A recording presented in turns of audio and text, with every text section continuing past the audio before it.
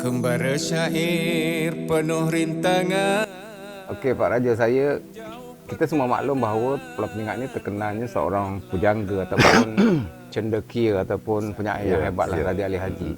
Kalau boleh ceritakan sikit tentang Raja Ali Haji dan bagaimana bila dia mula menulis syair-syair Melayu selain pada Gurindam 12 lah. Raja Ali Haji ibni Raja Haji Ahmad Engku Haji Tua juga disebut, anak cucu daripada Raja Haji Fisabilillah. Beliau ni seorang sastrawan budayawan Melayu yang banyak sekali menulis dalam tulisan-tulisan mereka tentang sejarah, tentang sastra budaya segala macam. Jadi Raja Ali Haji ni mulai membuat syair-syair ini sekitar abad ke-20. Jadi Raja Ali Haji ni hidup di abad ke-20. Beliau sebagian menulis seperti sejarah-sejarah, buku-buku sejarah tu dengan bersyair. Jadi makanya di daerah Riau ini, kami di daerah khusus di Pulau Penyengat ini sendiri, Raja Ali Haji menulis buku seperti misalnya Silsilah Melayu Bugis. Dia membuat buku, menulis sejarah tentang Melayu Bugis itu dengan bersyair.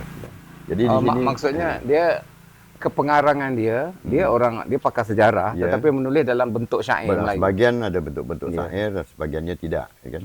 Seperti sejarah Riau Tuhfatun Nafis itu dengan tidak bersyair. Kalau misalnya kitab tentang Silsilah Melayu Bugis, beliau bukan dengan bersyair.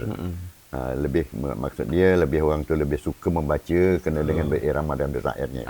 Dan begitu juga dengan ada satu kitab namanya Kitab Hukum Nikah. Beliau juga menulis dengan bersyair.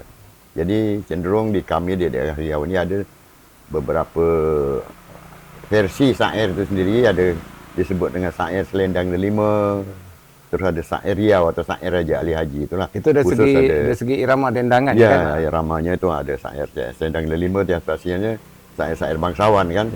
Ada syair-syair kita bernandung, menidurkan anak segala macam. Jadi ada satu juga khas dari syair itu iramanya, yaitu sebut dengan irama syair Riau atau syair Raja Ali Haji.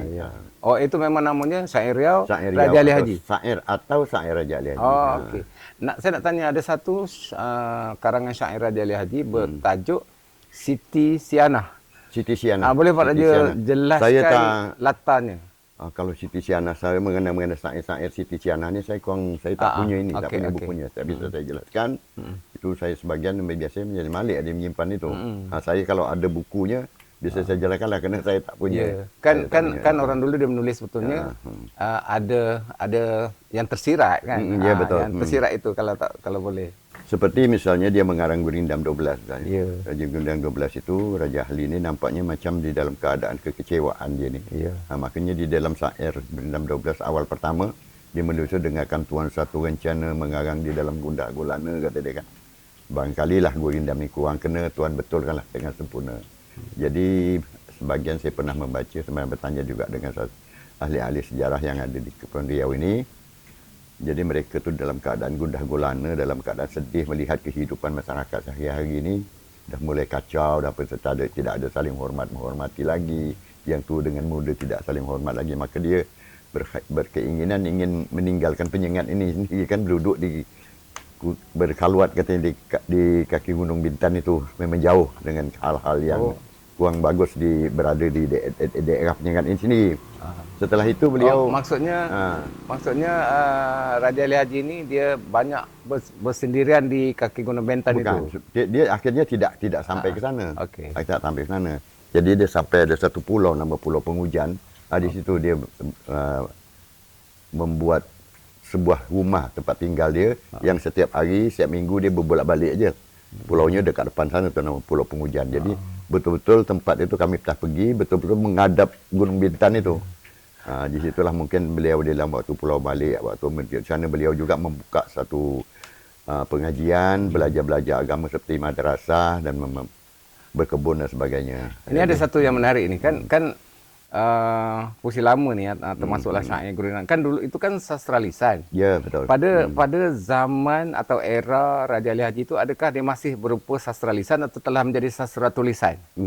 Dia tulisan juga, ada sastra lisan juga selalu dikumandangkan, selalu seperti syair-syair dia itu disyairkan. Seperti beliau kan punya satu perkumpulan namanya Rusdiah Club.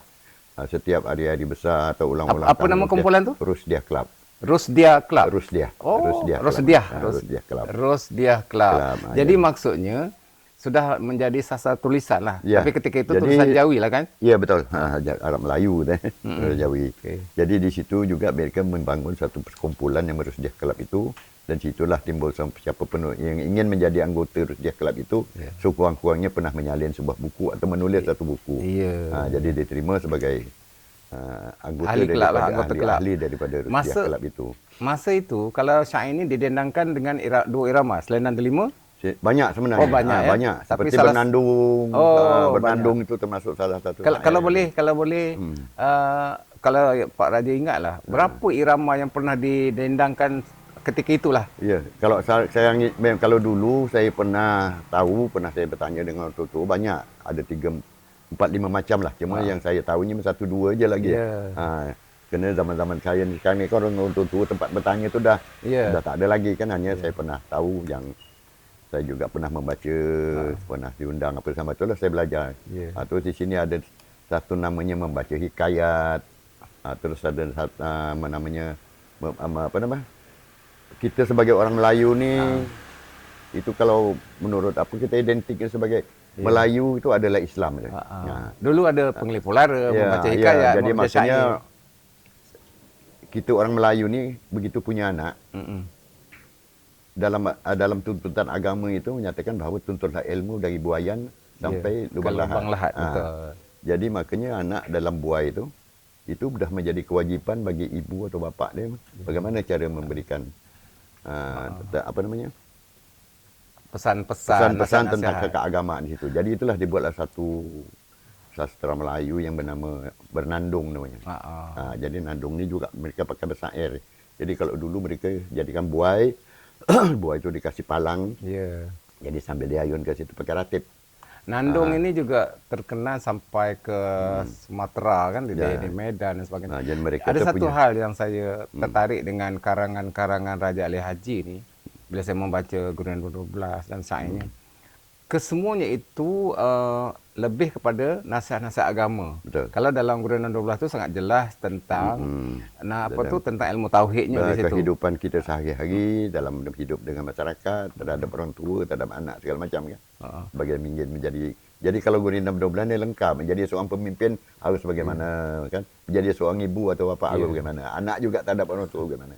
Jadi Boleh itu tak tunjuk saya- ajar namanya. Boleh tak saya sifatkan begini, Raja Ali Haji menggunakan sastra sepenuhnya untuk dakwah Islamiah. Boleh tak begitu atau ada penjelasan yang lain? Kerana di dalam di dalam pengembangan agama Islam kita seperti sekarang ini kan ada banyak pendakwah apa segala. Kalau dulu mereka dengan berseni gitu. Tapi salah satunya termasuklah itulah ada bersair. Seperti misalnya kita nari zapin kan. Nari zapin dulu tu kan dengan pantun-pantun yang menjuruskan seperti misalnya anak ayam turun 10. Jadi ada masalah meninggalkan sembahyang misalnya mencicik ke kubur apa kan di situ. Jadi sarana dakwahnya itu dilakukan dengan itu tadi dengan seni-seni menyanyi, berpantun, bersair kan. Sebabnya saya kata gitu, bila nak mendekati anak-anak muda, dengan cara begitu dia lebih berkesan. Betul. Melalui kegiatan seni budaya itu lebih berkesan. Tetapi pengisiannya haruslah ataupun karangannya ataupun nasihat mesti ada di dalam karangan tersebut gitu ya. Itulah makanya Raja Ali Haji menyatakan bahawa dia mengarang kitab buku-buku sebahagian daripada kitab-kitab ini dengan bersair supaya orang itu suka membacanya dengan kena berirama tadi sehingga timbul keinginan ingin membaca, ingin apa. Kitab-kitab karangan Raja Ali Haji ini masih terpelihara, masih ada sampai sekarang. Alhamdulillah masih ada sampai sekarang. Malah telah sebagiannya sudah juga di alih aksara di dari alif Arab dari Jawi tadi Jawi ke ada Rumi. Melayu ke Rumi. Oh, masih ada yang Jawi belum dia ke Rumi Ada lagi? sebagian ada ya? manuskrip itu ada seperti simpan oleh Haji Malik lah. Yalah. Tapi kalau Gurindam 12 itu sudah banyak sekali Banyak beredar sekarang. Sudah banyak di alih aksara, di aslinya ada Arab Jawi dan sudah alih tulisan ke bahasa Rumi ni. Baik Pak Raja, apa lagi yang Pak Raja rasa nak beritahu saya tentang Raja Ali Haji ni untuk supaya orang dapat dapat sesuatu pengajaran atau pesan peninggalan dia, ada tak apa-apa lain? Jadi yang memang saya tak tahu? salah satu Sebenarnya banyak karangan-karangan Raja Ali Haji ini tentang kita dalam kehidupan dunia dan kehidupan akhirat itu banyak sekali. Seperti buku-buku hukum nikah, hukum apa segala macam kan. Termasuklah salah satunya itulah karyanya yang berjudul Gurindam 12 ni. Kalau Gurindam 12 ni betul-betul lengkap. Jadi kita ingin menjadi seorang pemimpin agung bagaimana? Seperti kata dia, kalau ingin menjadi kepala, buang perangai yang cela. Jika ingin memegang amanat, buang khianat. Itu kan ajaran kita sebagai seorang pemimpin mana kan. Begitu juga anak-anak atau seorang yang punya keturunan anak, itu cara mendidiknya bagaimana. Anak itu kena, dia salah satu di dalam pasal Gurindam 12 itu, dia Gurindam 12 ni 12 pasal, setiap pasalnya menceritakan sesuatu, mengisahkan sesuatu hal, tidak itu semua kan. Sepertinya salah satu daripada pasal itu menyatakan kepada dengan bapa jangan durhaka. Lagi satu saya tertarik gini. Dia juga menulis dalam bentuk seolah-olahnya macam jenaka ataupun macam sindiran dalam Siti Sianah itu. Betul. Kan sedangkan pesan-pesannya sangat berat itu kan. Ya. Okey. Raja Ali Haji ni dia pada tahun abad 20 ya. Abad 20 ya. Dia meninggal di mana? Dia meninggal di Pulau Penyengat. Memang Pulau Penyengat lah ya. Kuburnya juga, makamnya di makam berada di sini ya. Terima kasih. Jadi dekat dengan orang tua dia di komplek makam Raja Media Angku Puteri. So, terima kasih banyak. Terima kasih banyak. Ya, insya-Allah. Terima kasih. Kita dapat Kembara syair penuh rintangan, jauh perjalanan meredah lautan, pusaka bangsa dimartabatkan.